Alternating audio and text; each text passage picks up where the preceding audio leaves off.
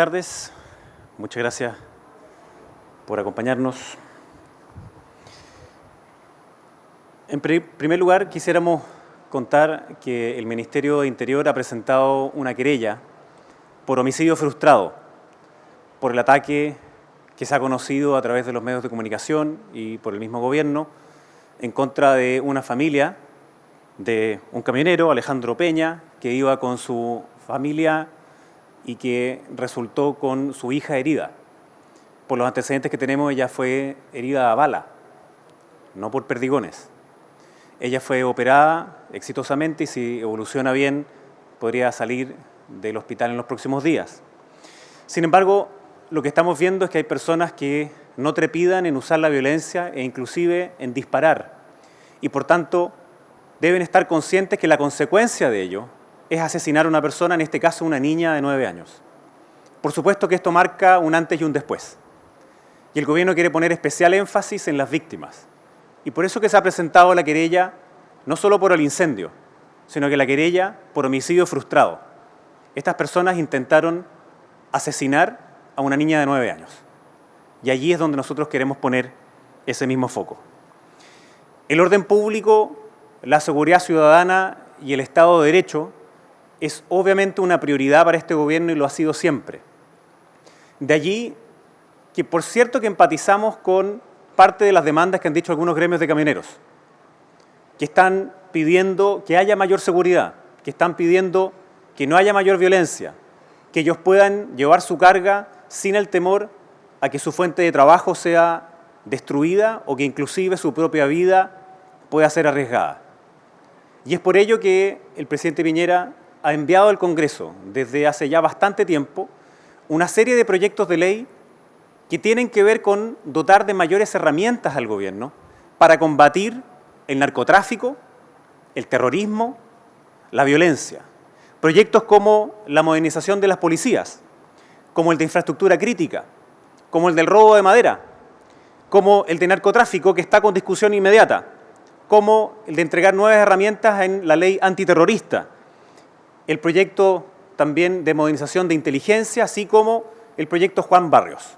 Todos estos proyectos tienen diferentes urgencias, vamos a renovarlas y el ministro Monkever también les anunciará cuáles de ellos van a tener discusión inmediata.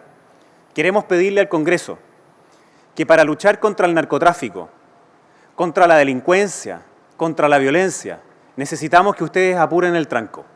Algunos de estos proyectos han estado detenidos por demasiado tiempo. Queremos que ellos salgan adelante porque necesitamos de esas herramientas, no solamente para que haya paz en Araucanía, que se necesita de manera urgente, sino que en todo nuestro país. Ministro, muy buenas tardes. Bueno, a raíz de estos hechos de violencia en la Araucanía, los camioneros han dado un nuevo ultimátum al gobierno, a las autoridades, han dicho de que van a paralizar a partir del día jueves, incluso también amenazan con romper la cadena de abastecimiento para todo el país. Como gobierno, finalmente, ¿qué harán con respecto a esta amenaza? ¿Se van a atender puentes de diálogo? ¿Van a ser convidados nuevamente a la moneda, como fueron convidados la semana pasada? ¿Y cómo se toman esta nueva amenaza finalmente de los camioneros? Recordemos que hace una semana el propio ministro del Interior, Víctor Pérez, decía que no les parecía un ultimátum de ellos. ¿Cómo se toman esta amenaza y qué se va a hacer? Tal como he manifestado, para el gobierno, el Estado de Derecho, la seguridad ciudadana son pilares fundamentales y urgencias, porque son urgencias para las personas. Y por ello es que tenemos una importante cantidad de proyectos de ley, algunos de los cuales han demorado mucho más de lo que nosotros quisiéramos, que tienen que ver con modernización de las policías, que tienen que ver con poder combatir mejor el narcotráfico, con poder combatir mejor a través de nuevas herramientas en la ley antiterrorista, como digo, también modernización, infraestructura crítica. Y también el proyecto Juan Barrios, que es en memoria a un chofer de camión que fue también asesinado. Comprendemos que ellos quieran poner esa urgencia y le pedimos al Congreso que también apure el tranco. Pero para ser muy claro, el gobierno no está disponible a presiones indebidas. El gobierno no está disponible a que se nos den ultimátums y otros. Hay una vía que es democrática, hay una vía que el gobierno ha presentado y esa la vamos a mantener. Por tanto, que haya un grupo de personas de los camioneros, porque solo una minoría que haya manifestado esta idea de un paro o esta idea de ultimátums no nos parece en absoluto. Un paro no es un camino en absoluto que solucione cuestiones, más bien es al contrario. Lo que hace es perjudicar a las familias en la cadena de abastecimiento, en los alimentos, en las medicinas, en los insumos. Y por supuesto que el gobierno no se va a inhibir en ocupar todo el instrumental que tiene para mantener el Estado de Derecho, porque nosotros no aceptamos esas presiones indebidas. Ministro, luego de estos hechos de las últimas horas donde resulta dañada esta niña de 9 años, también hubo una reunión del Consejo de Loncos y el Consejo de Machis, que llaman al gobierno a parlamentar sobre los 4 puntos más importantes políticos, económicos, sociales que se encuentran en conflicto en la Araucanía y lo llaman a parlamentar en la Araucanía. ¿Cómo toma el gobierno esta invitación al diálogo también que hacen estos 2 consejos? Acogemos plenamente las palabras de diálogo, de parlamentar. Eso es parte de la disposición permanente que ha tenido el gobierno. Sabemos que no hay una solución fácil para la Araucanía. Es un problema que se arrastra desde hace muchos años y ningún gobierno ha podido hacerlo. Pero la única manera en la cual esto puede ver una luz es que sea a través del diálogo. El presidente le ha pedido a la ministra Rubilar, y así lo ha hecho ella, que esté en esa disposición de diálogo. Y por tanto recogemos esa invitación, el gobierno quiere acompañar ese mismo diálogo y por supuesto que siempre va a estar disponible a través del Ministerio de Desarrollo Social y particularmente a través de la ministra Carla Rubilar. Ministro, ¿cómo está? Buenas tardes. Sobre las declaraciones de Joaquín Lavín anoche en Tolerancia Cero, ¿usted le cree a Lavín cuando se define como un socialdemócrata? Y si es así, ¿usted cree que debería dar un paso al costado de la UDI, renunciar a la UDI? Lo importante no es lo que yo crea o no. El gobierno tiene claro que las opiniones del alcalde Lavín, así como de la alcaldesa Matei, así como del alcalde Codina y otros tantos son perfectamente legítimas en una democracia, inclusive del alcalde Jadwe, que también ha manifestado sus intenciones presidenciales. Y por tanto, lo que yo rescato de las palabras del alcalde Joaquín Lavín es la intención de que haya unidad, de que haya disposición a encontrar acuerdo. Y ojalá que esa misma disposición a encontrar acuerdo no solo estuviera en Chile Vamos, sino que también en todas las fuerzas políticas del país. Y ahora, ¿cómo convive el gobierno con un Lavín jugándosela por el apruebo? Convive exactamente como convive al interior del propio gobierno con personas que están por una posición u otra dentro del plebiscito, porque ambas son perfectamente legítimas. Y así como en el país hay distintas posiciones, también lo hay en algunas personas de Chile Vamos. Y así entonces, como el alcalde Lavín ha expresado algunas opiniones legítimas, el gobierno también quiere que otros expresen con la misma libertad sus propias opiniones. Nos parece bien, nos parece legítimo, nos parece adecuado, pero sobre el fondo mismo de lo que ellos quisieran hacer en el país, obviamente nosotros no nos vamos a pronunciar. Pero el mensaje de que tengamos una mayor interés de acuerdo, de poder convivir entre nosotros, de que no sea una lógica más polarizante, es algo que recogemos como gobierno y por supuesto que nos interesa impulsar. ¿Cómo está, ministro? Muy buenas tardes. ¿Cómo se observa desde la moneda la crisis política que hay en la región de Magallanes con la renuncia de la Seremi de Salud, justo en el momento en que la región tiene índices que son vergonzosos a nivel nacional con un rebrote de coronavirus y se ve además una pelea interna entre intendencia, Seremi, alcaldía, medios de comunicación? ¿Cómo lo miran desde acá? La región de Magallanes y particularmente Punta Arenas está viviendo una situación muy compleja. Fueron una de las primeras regiones en que hicieron medidas muy adecuadas y por tanto pudieron controlar adecuadamente la pandemia. Sin embargo, hoy día hemos visto justo lo contrario. Y ha habido un retroceso gigantesco y lamentablemente hoy día está dentro de las regiones con peores índices del país. Lo que nos interesa es recuperar ese mismo trabajo que se hizo antes, en donde se pudo controlar la situación y para ello necesitamos que todas las autoridades, no solo de la región, trabajen en conjunto, sino que de todo el país. Y aprovecho de también rendirle un homenaje a todos los funcionarios y autoridades en el ámbito de la salud, porque han hecho un trabajo extraordinario durante todo este tiempo. Por supuesto que vamos a ver rebrotes, por supuesto que pasamos tiempos muy complejos, y lo hemos dicho muchas veces acá. No basta con la autoridad, no basta con la fiscalización, sino que también tiene que haber una responsabilidad individual. Las personas tienen que saber que el plan paso a paso, pasar del paso 1, que es cuarentena, al paso 2, no significa que entonces podamos volver a nuestras vidas tal como era antes de la pandemia. Necesitamos ese autocuidado. Y sobre la región de Magallanes, por supuesto que hay un interés en que se resuelva cuanto antes, se tome el toro por las astas, para que nuevamente, así como se hizo en el pasado, vuelva esa región a tener controlada la situación y no hoy día que está subiendo lamentablemente a índices que son muy críticos. ¿Pero se analizó con el ministro París el reto público que él deslizó en el día de ayer? El ministro París, nosotros tenemos reuniones de manera permanente sobre la evolución del COVID y por supuesto que el ministro París le llamó muchísimo la atención lo que estaba sucediendo en la región de Magallanes, igual que al presidente de la República, que estuvo allá, como ustedes saben, hace pocos días.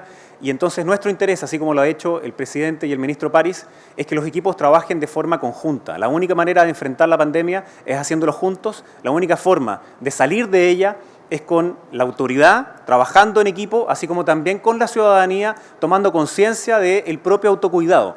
De ahí volver a remarcar la campaña Cuenta hasta 3, para que se cuente hasta 3 antes de salir del hogar y que se salga solamente si es estrictamente necesario y si se sale, que sea entonces, como decíamos, 3, la mascarilla, el lavado de manos y el distanciamiento físico. Son cosas que tienen que estar internalizadas en las personas porque de lo contrario vamos a retroceder. Y si retrocedemos, va a ser imposible nuevamente poder recuperar nuestra economía, va a ser imposible generar nuevos empleos. Si hay personas que están sin empleo y no se cuidan, no van a poder volver a conseguir empleos. Es clave que todos nos tomemos esto muy en serio, no solo en la región de Magallanes, sino que en todo el país. Ministro, el ministro de Salud, Enrique París, dijo que cree que los COVID positivos no deberían ir a votar y que si la gente con COVID va a votar puede producir un temor en los que no lo tienen. ¿Esa es una postura oficial del gobierno y si no lo es, qué medidas van a tomar para este punto? Como hemos dicho en otras ocasiones, se aprobó una ley que se llama de plebiscito seguro. En esa se trasladan algunas decisiones al CERVEL, como por ejemplo el de poder establecer franjas horarias diferenciadas para adultos mayores, en la distancia que van a tener las mesas, el número de personas que van a estar dentro de un local de votación, el lápiz, que yo sé que a algunos les parece que puede ser como un poco jocoso, pero si ustedes toman memoria, el lápiz eran 2, uno era un lápiz a pasta para firmar y otro era para votar. Ese tipo de cosas lo está viendo el mismo CERVEL, así como también otros aspectos sanitarios que los ve el CERVEL junto con el MinSal. Y hasta ahora lo que nosotros vemos es que no se va a innovar en retirar la obligación de guardar cuarentena para aquellas personas que estén con COVID positivo. Obviamente aquí chocan dos derechos, el derecho a votar y el derecho a la salud. Y ese derecho a la salud es de la propia persona, que no queremos que se agrave, y también de otras personas que quieran concurrir a votar. Por tanto, eso es una materia que hoy día tiene la atribución el CERVEL y tiene que verlo a través de un reglamento sanitario con el MinSal. Ministro, llevando al otro tema, queríamos saber si en realidad hay avance en las investigaciones de la quema del metro. ¿Se han demorado o no? Por ejemplo, hoy día la Fiscalía Centro Norte dijo que espera detener antes del 18 de octubre de este año a quienes habrían sido los responsables, por ejemplo, de la quema del metro Camin.